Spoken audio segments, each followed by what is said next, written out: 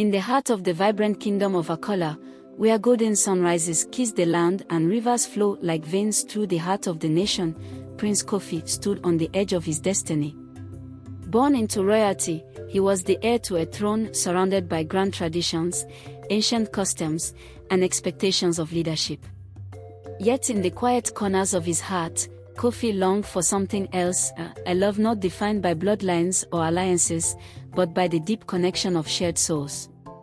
Amina, on the other hand, was born into a family shrouded in scandal. Her father had once been a respected leader, but a tragic betrayal had driven her family to the outskirts of Akola's rural village.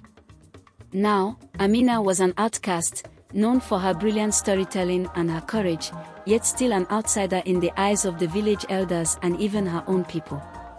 Her heart was free, but burdened by her family's fall from grace.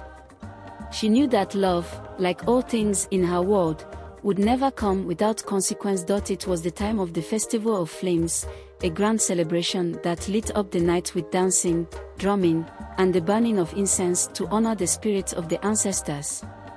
The entire kingdom gathered for this event, and for the first time, Amina was invited to perform.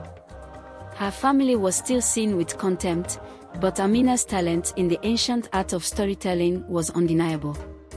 She stood on a raised stage, her colorful head wrap shimmering in the firelight as she spun tales of heroes, gods, and ancient kingdoms. Her voice was like music, enchanting everyone who listened, and no one was more captivated than Prince Kofi. From his royal seat in the grand hall, Kofi watched her every word, every movement, as if her stories were unlocking the secret chambers of his heart. The crowd cheered, but Kofi's heart beat only for her. He had heard tales of Amina, but now, seeing her in the firelight, he could no longer deny the pull between them. Days after the festival, Kofi found himself wandering the village outskirts, seeking a place of solitude, a place where he could think beyond the royal expectations. It was there, by the edge of the river where the village met the wild forest, that he saw her again, Amina. She was standing at the water's edge, the cool breeze lifting her shawl and sending ripples across the river. "Your stories are beautiful," Kofi said, his voice hesitant yet filled with admiration. Amina turned, startled, but recognized him instantly. The prince, the heir to the throne, stood before her.